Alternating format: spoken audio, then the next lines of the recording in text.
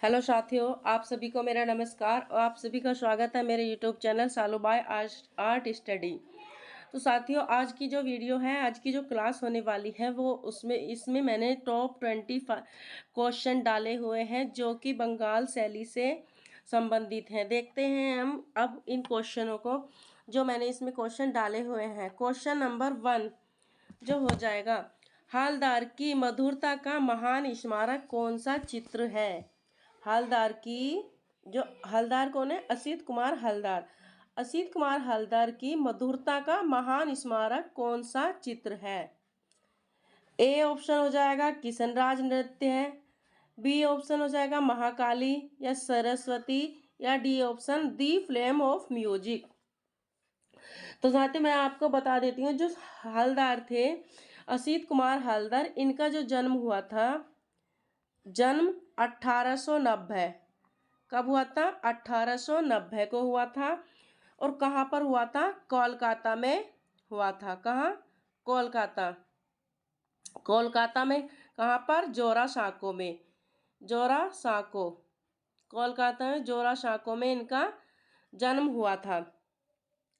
जो हवलदार की मधुरता का महान स्मारक चित्र है तो वो है D option, the flame of music. The flame of music. जो असित कुमार हवलदार थे, असित कुमार हवलदार किसके शिष्य थे? तो यह अवनींद्र नाथ टैगोर के शिष्य थे। अवनींद्र नाथ टैगोर के यह शिष्य थे। और ये जो प्रथम प्रिंसिपल बने थे, कहाँ पर बने थे, किस कॉलेज के ये प्रथम भारतीय प्रिंसिपल चुने गए थे? तो Lucknow art college, Lucknow art college के ये प्रथम भारतीय प्रिंसिपल चुने गए थे।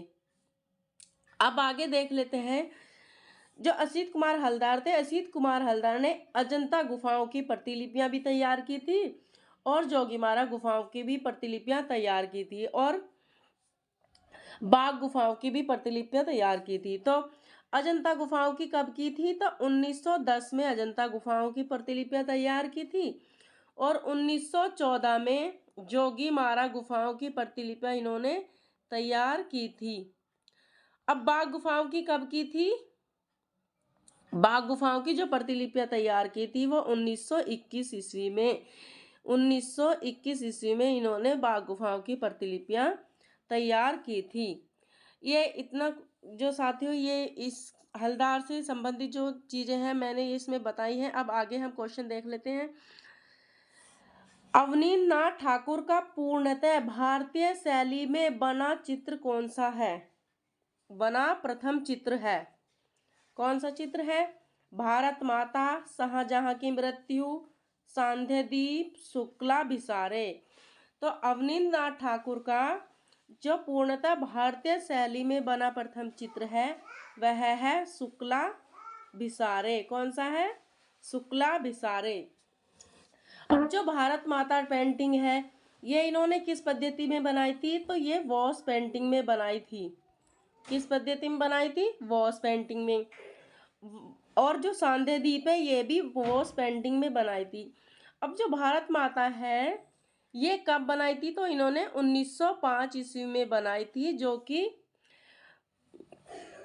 वॉश पेंटिंग में इन्होंने ये बनाई थी। अब आगे देख लेते हैं क्वेश्चन नंबर 3।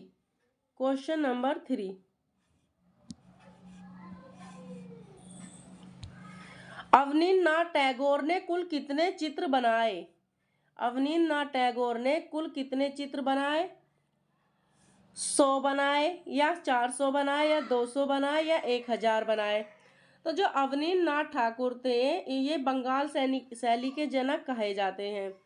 बंगाल शैली के जनक कौन कहे जाते हैं? अवनींद्र नाथ टैगोर।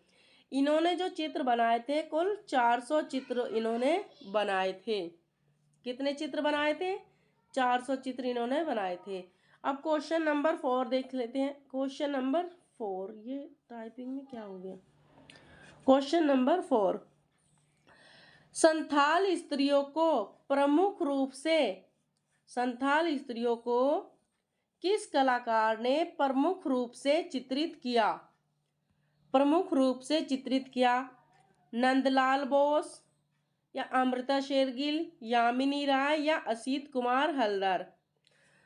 तो जो संथाल स्त्रियां थी, संथाल स्त्रियों को यामिनी राय ने भी चित्रित किया है। संथाल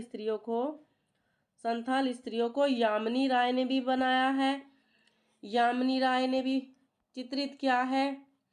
और जो लेकिन प्रमुख रूप से जो चित्रित किया है संथाल स्त्रियों को, वह नंदलाल बोस ने किया है, नंदलाल बोस ने किया है। अब आगे देख लेते हैं क्वेश्चन नंबर 4। वह कौन से कलाकार हैं जो भैंसों के कलाकार के नाम से प्रसिद्ध है? तो भैंसों के कलाकार के नाम से कौन प्रसिद्ध है? राम कुमार, परमानंद चौयाल, गोवर्धन लाल जोशी या मंजीत बाबा। साथ ही ये क्वेश्चन जो है प्रीवियस ईयर में आया हुआ है। ये भैंसों के जो कलाकार कहे जाते हैं, ये परमानंद चौयाल कहे जाते हैं। कौन कहे जाते हैं? परमानंद चौयाल। परमानंद चौयाल को भैंसों का कलाकार कहा जाता है। अब आगे देखते हैं क्वेश्चन नंबर 5। विचित्रा क्लब की स्थापना जोड़ा साँकों में कब हुई थी? अब एक क्वेश्चन इसी में क्वेश्चन में ही एक क्वेश्चन छिपा हुआ है कि विचित्रा क्लब की स्थापना कहाँ पर हुई थी। तो विचित्रा क्लब की स्थापना जोड़ा साँकों में हुई थी। जोड़ा साँकों कहाँ पर है? तो कोलकाता में स्थित है, कोलकाता। जोड़ा साँकों कहाँ है? कोलकाता में। अब विचित्रा क्लब की स्थापना जो हुई थी 1907 में हुई थी, 1915 में हुई थी, या 1920 में हुई थी, या 1917 में हुई थी। तो मैं आपको बता देती हूँ, जो विचित्रा क्लब है उसकी स्थापना 1915 को हुई थी। लेकिन इसमें जो 1907 दिया हुआ है, इसमें 1907 में किसकी स्थापना हुई थी? तो Indian society of oriental art, Indian society of oriental art, society of oriental art की स्थापना हुई थी 1907 में। किसके द्वारा की गई थी? तो गगनेंद्र नाथ टैगोर तथा अवनींद्र नाथ टैगोर के द्वारा इंडियन सोसाइटी ऑफ ओरिएंटल की स्थापना की गई थी। अब आगे देखते हैं क्वेश्चन नंबर 6। जापानी वॉश चित्रों से कौन प्रभावित कलाकार हैं? जापानी वॉश चित्रों से कौन प्रभावित कलाकार हैं? वी.एस. गायतोंडे, अवनींद्रनाथ टैगोर, रविन्द्रनाथ टैगोर या सुनैना देवी। तो जापानी जो वॉश चित्रों से प्रभावित कलाकार हैं वो है अवनींद्रनाथ टैगोर। कौन है? अवनींद्रनाथ टैगोर। अब जो रविन्द्रनाथ टैगोर हैं वो अवनींद्रनाथ के क्या हैं? चाचा हैं। क्या है? चाचा हैं। अवनींद्रनाथ का जन्म कब हुआ था? तो 1871 को हुआ था। 1871 को इनका जन्म हुआ था। लेकिन रविन्द्रनाथ टैगोर का जो जन्म हुआ था 1861 को हुआ था। साथ ही ये आपके एक ट्रिक हो जाएगी कि जो अवनींद्रनाथ टैगोर हैं, रविन्द्रनाथ के चाचा, अवनींद्रनाथ टैगोर के जो चाचा हैं रविन्द्रनाथ टैगोर, वो उनसे 10 साल बड़े हैं। तो 1861 में रविन्द्रनाथ टैगोर का जन्म और 1871 में अवनींद्रनाथ टैगोर का जन्म होता है। ऐसे ही इनकी जो मृत्यु है 1951 ईस्वी को तो अवनींद्रनाथ टैगोर की मृत्यु होती है और 1941 को रविन्द्रनाथ टैगोर की मृत्यु होती है। 10 साल इनके मृत्यु में अंतर होता है और 10 साल का ही इनके जन्म में अंतर होता है। अब दिया हुआ है जो सुनैना देवी है। सुनैना देवी कौन है?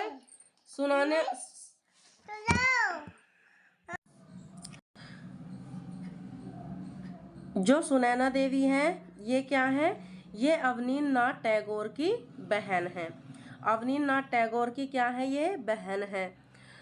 ये क्या किस रूप में प्रसिद्ध है? तो यह भी एक चित्रकार है जो कि भारत की प्रथम चित्रकार है, भारत की प्रथम महिला चित्रकार है सुनैना देवी।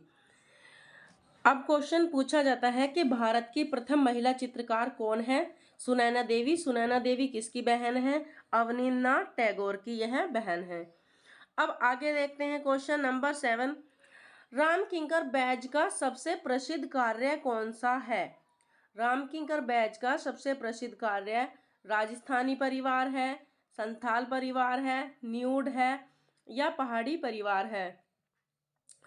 तो जो रामकिंकर बैज थे, रामकिंकर बैज का जो सबसे प्रसिद्ध कार्य था संथाल परिवार था। इनका जो माध्यम था क्या था? कंक्रीट, सीमेंट व कंक्रीट।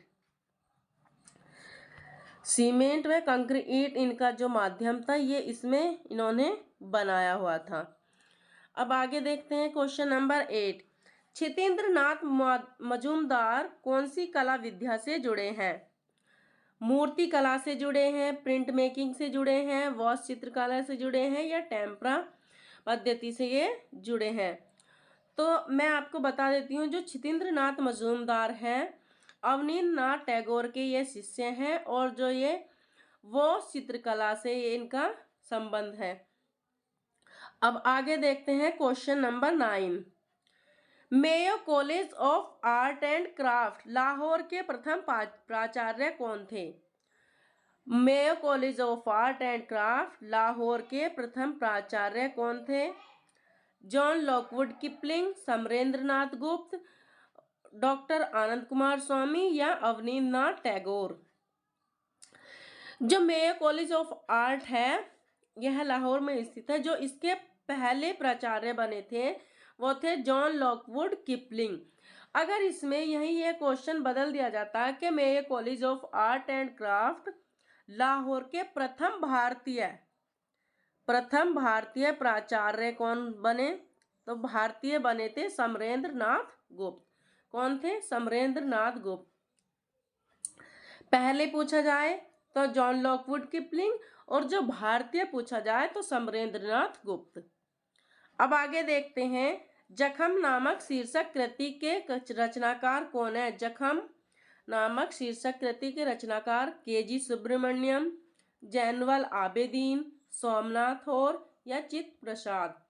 तो जो जखम नामक शीर्षक कृति है, जखम पेंटिंग है, यह सोमनाथ होर की पेंटिंग है। सोमनाथ होर की है पेंटिंग है। अब आगे देखते हैं क्वेश्चन नंबर 11। बंगाल चित्र शैली इनमें से एक विशेषता के कारण जानी जाती है। ए ऑप्शन ऑयल तकनीक, बी ऑप्शन म्यूरल तकनीक, सी ऑप्शन वॉश तकनीक या डी ऑप्शन मिनिएचर पेंटिंग। तो जो बंगाल चित्र शैली है वो वॉश टेक्निक के लिए प्रसिद्ध है। तो ये किसके लिए प्रसिद्ध है? वॉश तकनीक के लिए यह प्रसिद्ध है। इसकी स्थापना किसने की थी? तो वॉश टेक्निक की स्थापना अवनींद्रनाथ टैगोर ने की थी। अवनींद्रनाथ टैगोर को ही बंगाल स्कूल का जनक कहा जाता है या बंगाल शैली का जनक कहा जाता है।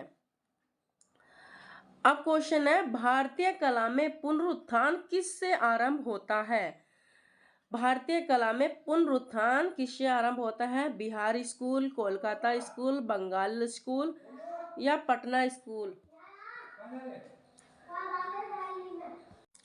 तो जो भारतीय कला में पुनरुत्थान आरंभ होता है वह बंगाल स्कूल से ही आरंभ होता है। ये बंगाल होना चाहिए ना कि बंगाली। तो ये बंगाल। आगे देखते हैं, औरंगजेब का बुढ़ापा किसकी प्रसिद्ध कृति है? औरंगजेब का बुढ़ापा किसकी प्रसिद्ध कृति है? हालदार, अवनींद्रनाथ टैगोर, गगनेंद्रनाथ टैगोर, रविंद्रनाथ टैगोर। तो जो औरंगजेब का बुढ़ापा है यह मुगल शैली का चित्र है जो कि अवनींद्रनाथ टैगोर का चित्र है। किसका चित्र है? अवनींद्रनाथ टैगोर का। अवनींद्रनाथ टैगोर ने क्या किया था? मुगल शैली से प्रभावित होकर इन्होंने काफी चित्रों की रचना की थी। मुगल शैली से प्रभावित होकर इन्होंने काफी चित्रों की रचना की थी, जिसमें शाहजहां की मृत्यु, नूरजहां का सभी जो असित वो अवनींद्रनाथ टैगोर द्वारा बनाया गया था। अब आगे देखेंगे, अवनींद्रनाथ टैगोर के प्रारंभिक कला गुरु कौन थे? राजा रवि वर्मा, इटालियन कलाकार गिलहार्डी, अलागिरी नायडू या थियोडोर जैनसन। तो जो अवनीनाथ टैगोर के प्रारंभिक कला गुरु थे वो थे इटालियन कलाकार गिलहार्डी, इटालियन कलाकार गिलहार्डी। जबकि जो राजा रवि वर्मा के गुरु हो गए अलागिरी नायडू, अलागिरी नायडू राजा रवि वर्मा के प्रारंभिक गुरु हैं। और जो थियोडोर जैनसन है ये भी राजा रवि वर्मा के गुरु हैं, लेकिन इनसे जो इन्होंने तैल चित्रण की इन्होंने शिक्षा इन्होंने प्राप्त की थी। तैल चित्रण की शिक्षा इन्होंने इनसे प्राप्त की थी। अब क्वेश्चन नंबर 16, भारतीय संविधान का मूल ग्रंथ किस कलाकार ने सज्जित किया था?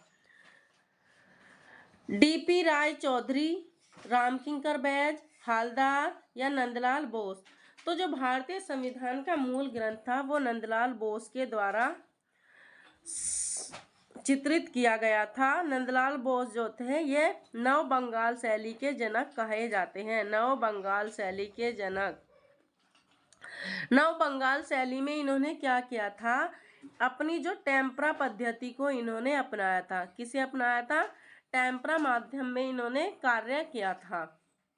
अब आगे देखेंगे किस मूर्तिकार ने शहीद स्मृति का निर्माण किया? शहीद स्मृति धनराज भगत, डीपी राय चौधरी, रामकिंकर बैज या प्रदोष दास गुप्ता। तो जो शहीद स्मृति का निर्माण किया था वो डीपी राय चौधरी ने किया था। किसने किया था? डीपी राय चौधरी। अब आगे देखते हैं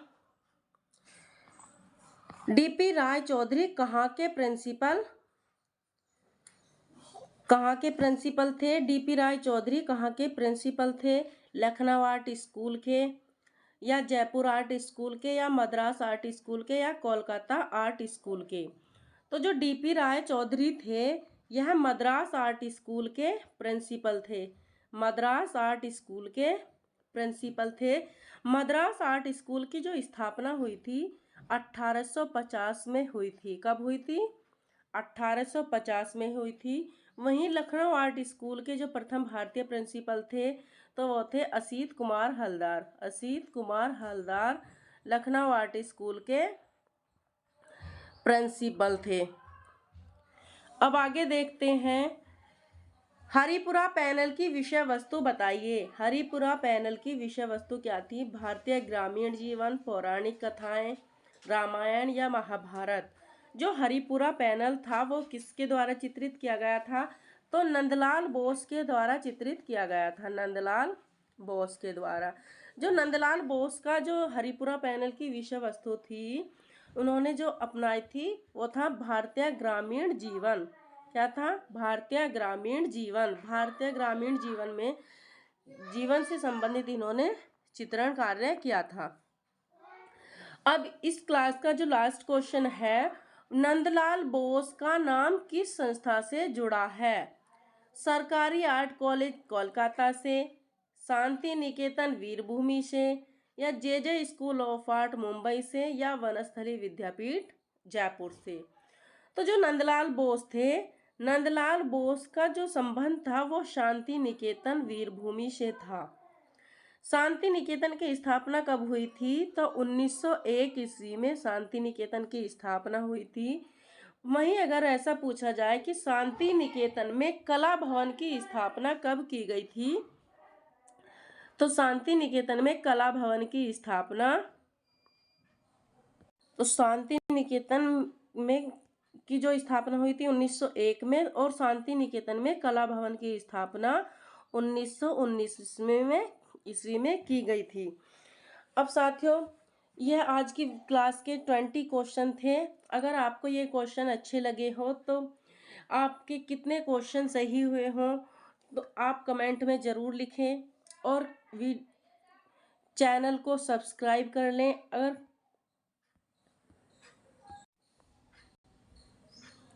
आपके कितने क्वेश्चन सही हुए हैं कमेंट में ज़रूर बताएं और क्लास को लाइक करें, शेयर करें और चैनल को सब्सक्राइब कर लें। धन्यवाद साथियों।